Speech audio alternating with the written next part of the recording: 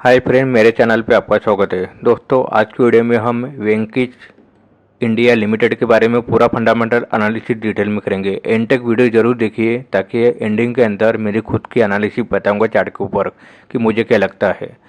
दोस्तों, कोई भी स्टॉक लेने से पहले है ना, उसका फंडामेंटल जानना बहुत ज़रूरी होता है। अभी इस आपने देखा होगा कि इस स्टॉक के अंदर है ना बहुत गिरावट आ रही है। आपको अगर इसके फंडामेंटल अगर पता हो ना, तो आपको है ना घबराने की ज़रूरत नहीं होती है। इस बात का ध्यान रखिए, क्योंकि फंडामेंटल आपको अगर पता हो तो आप आंख बंद कर, भले मार्केट गिरे या स्टॉक गिरे, आपको पता है कि ये कंपनी बहुत ही स्ट्रांग है, आगे जाके ये ऊपर आएगा ही, यानी अच्छा परफॉर्म करेगा। इस बात का हमें है ना ये रहती है। इस बात का ध्यान रखिए। इसलिए है ना हमेशा फंडामेंटल और टेक्निकल दोनों देखना बहुत ज़रूरी होता है। चलो शुरुआत करते हैं। इसका जो करंट प्राइस 1539 रुपीज़ चल रहा है। मार्केट कैपिटल 2168 करोड़ है। फेस वैल्यू 10 का है। इसके ऊपर डेप देखोगे तो 174 करोड़ है, यानी ना के बराबर इसके ऊपर डेप है। डेप टू इक्विटी 0.13 है। मगर उसके सामने है ना, उसके पास में रिजर्व भी बहुत अच्छा अवेलेबल है, 1330 करोड़। स्टॉक पी की अगर बात करें तो 30.6, इंडस्ट्री पी 37.8। ये हिसाब से ये अंडर वैल्यू स्टॉक है। पीजी रेशो माइनस में है इसके अंदर। करंट प्राइस ग्राम नंबर के हिसाब से थोड़ा सा महंगा हो चुका है ये स्टॉक। आरओसी देखोगे तो 7.76%, आरओई 5.54, फेस वैल्यू 0.39% का है इसके अंदर। प्रमोटर की होल्डिंग 56.1% है। ईपीएस 50.2 है। सेल 7 साल का देखोगे तो 10.3% के हिसाब से ग्रोथ कर रहा है। आरओई देखोगे 5 साल का तो 12.8% देखने को मिलता है। इसने अभी तक एक भी शेयर गिरवी नहीं रखे है।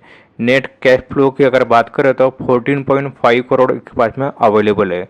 नेट प्रॉफिट की अगर बात करें तो अभी इसको 17.8 करोड़ का इसको प्रॉफिट हुआ है। दोस्तों, हम कंपनी के बारे में जान लेते हैं। Venky's India limited, a part of the VS group, is majorly engage in the poultry breeding and chicken meat processing. हम इसका की पॉइंट जान लेते हैं। मेन बिजनेस सेगमेंट उसका कहाँ से उसका ये आता है। Poultry and poultry product, animal health product और ऑयल सीड सेगमेंट, इसके 3 ग्रुप है दोस्तों। इसके अंदर इसका है ना रेवेन्यू आता है। रेवेन्यू स्प्लिट आप देख सकते हो कि FY22 के अंदर पोल्ट्री एंड पोल्ट्री प्रोडक्ट से 39% का इसका रेवेन्यू आया था। एनिमल हेल्थ प्रोडक्ट से 6%, ऑयल सीड सेगमेंट से 55% का रेवेन्यू आया था इसके अंदर।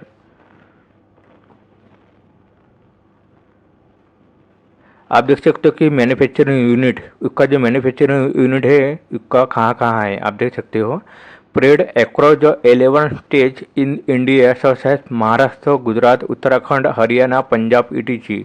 It has around 14 express outlet for processed chicken co-located at various Tier 1 and Tier 2 cities. आप देख सकते हो कि इसका जो है ना इसके कस्टमर कौन है आप देख सकते हो। International chain like KFC, pizza हट, TGI Friday, burger king, McDonald, etc. It is also associated with B2B and B2C retail chain like Walmart, Star Bazaar, Future Retail, and regional chain in major city of India.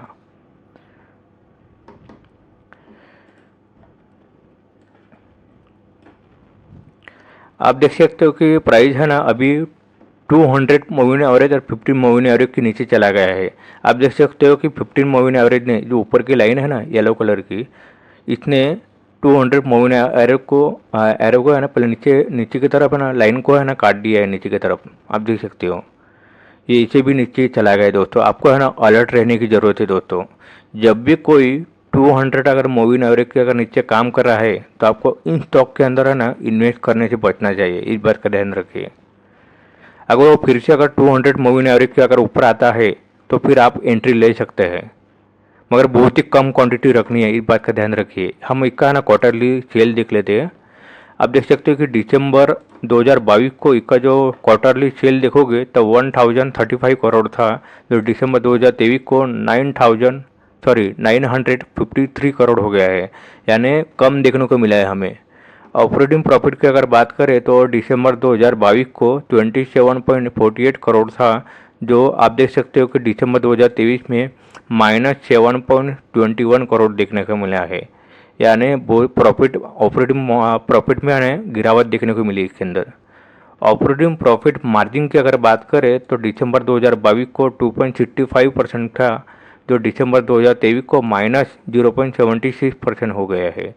Net profit की अगर बात करें तो दिसंबर 2022 को 16.53 करोड़ था, जो घट के दिसंबर 2023 को -7.94 करोड़ हो गया है, यानी कंपनी कुछ भी ग्रोथ नहीं कर पा रही है।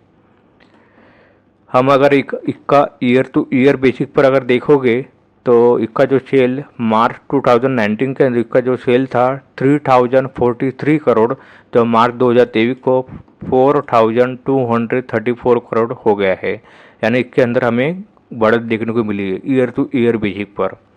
हम अगर ऑपरेटिंग प्रॉफिट की अगर बात करें तो मार्च 2019 के अंदर इसका जो ऑपरेटिंग प्रॉफिट 309 करोड़ था, जो मार्च 2023 को 112 करोड़ हो गया है, यानी हमें बहुत ही गिरावट देखने को मिली इसके अंदर। नेट प्रॉफिट की अगर बात करें तो मार्च 2019 के अंदर कोई नेट प्रॉफिट 174 करोड़ था, जो घट के 70 करोड़ हो गया है मार्च 2023 को, यानी इसके अंदर भी हमें गिरावट देखने को मिली है, यानी कंपनी में है ना परफॉर्मेंस नहीं है, इस बात का ध्यान रखिए। इसका कंपाउंड सेल ग्रोथ की अगर बात करें तो 1 साल में -12, 3 साल में 9, 5 साल में 10 और 10 साल में 11% का हमें सेल कंपाउंड ग्रोथ देखने को मिलता है।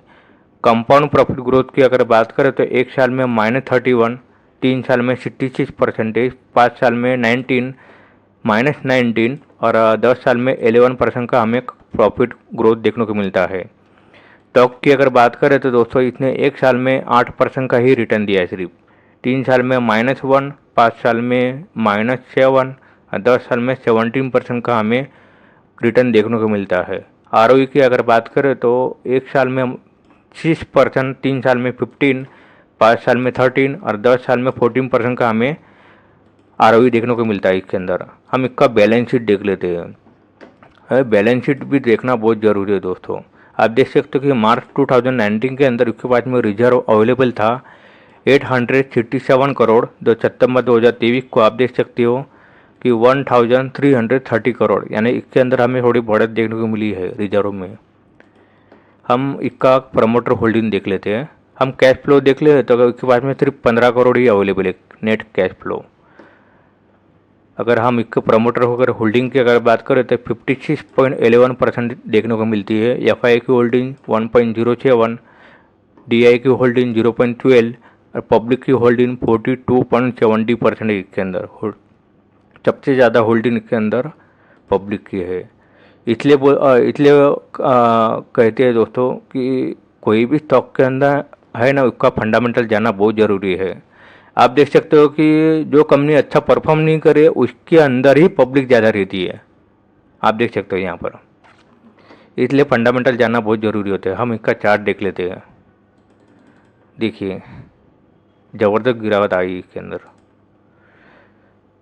प्राइस है ना थोड़ा ऊपर जाता है, फिर से प्राइस नीचे का आप देख सकते हो, ये फिर से ऊपर गया फिर से नीचे आया है। ये अभी उसने है ना दोस्तों, ये जो ट्रेड लाइन मैंने निकाली है आप देख सकते हो इसका ब्रेकआउट हो चुका है नीचे की तरफ, ब्रेकडाउन हो चुका है नीचे की तरफ। अब इसका अगला सपोर्ट 1400 रुपये के आसपास है 14 का। अगर ये नीचे की तरफ अगर ब्रेकडाउन हो जाता है तो और इसके अंदर और बड़ी गिरावट आ सकती है। ऐसे स्टॉक के अंदर दोस्तों आपको है ना इन्वेस्टमेंट करने से बचना चाहिए। अगर आपको इन्वेस्टमेंट करना है तो बहुत ही कम क्वांटिटी रखिए, ज़्यादा क्वांटिटी ऐड मत करिए। पोर्टफोलियो हमेशा डाइवर्सिफिकेशन रखिए, एक ही स्टॉक के अंदर पूरा पैसा कभी मत डालिए, इस बात का ध्यान रखिए। दोस्तों मैं कोई भी स्टॉक बाय सेल होल्ड करने की रिकमेंडेशन नहीं करता हूँ, आप अपने हिसाब से स्टडी कीजिए, उसके बाद में ही कोई डिसीजन लीजिए। आशा करता हूँ दोस्तों आपको मेरी वीडियो पसंद आई होगी। मेरी वीडियो को लाइक सब्सक्राइब कीजिए, जब भी मैं नया वीडियो बनाऊं सबसे पहले नोटिफिकेशन आपको मिले और ज़्यादा से ज़्यादा लोगों तक जरूर पहुंचाइए ताकि उनको भी फ़ायदा हो सके। थैंक यू दोस्तों। जय हिंद, जय भारत।